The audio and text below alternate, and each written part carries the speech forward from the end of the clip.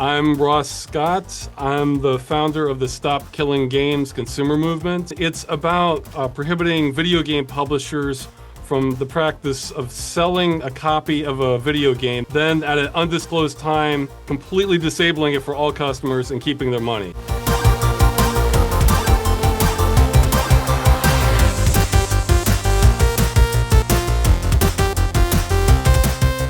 My motivation from it is I just hate seeing creative works effectively destroyed.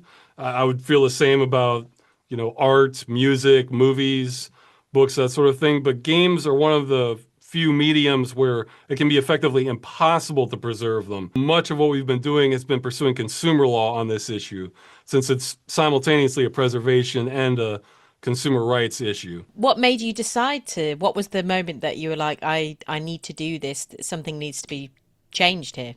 Well, it's been kind of a spectrum because, this actual practice has bothered me since the 90s. It originally would only affect subscription games. I never really touched myself, not because I wasn't interested, but because that was too rich for my blood. The real sort of flashpoint in all this, there was a game shutdown called The Crew, which was a large driving game, and it checked just about every box for being the perfect candidate to launch this forward because first off, it had a fair number of players, I think 12 million total. So that meant there were still a lot of people who had, even among my audience, who had proof of purchase or a receipt that they could send to a consumer agency to test this, because that was part of the problem, is that it wasn't clear how legal all this was. It still isn't, but I think it's leaning towards not so legal. The other factors were the publisher, Ubisoft, was located in France, which meant they were subject to, and France has some of the strongest consumer protection laws in the world, and that's within the EU.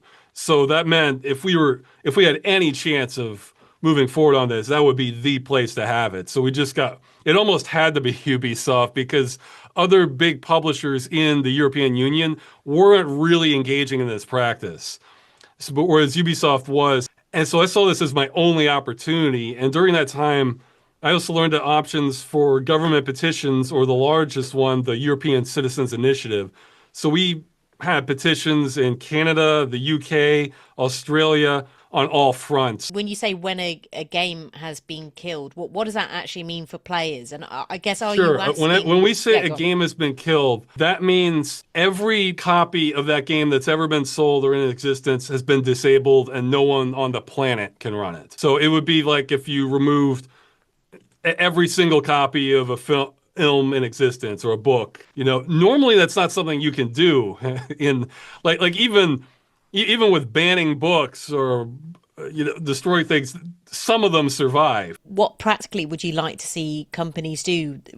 Keep servers running, or how? Oh, no, that's an excellent question. That's our biggest misconception, actually.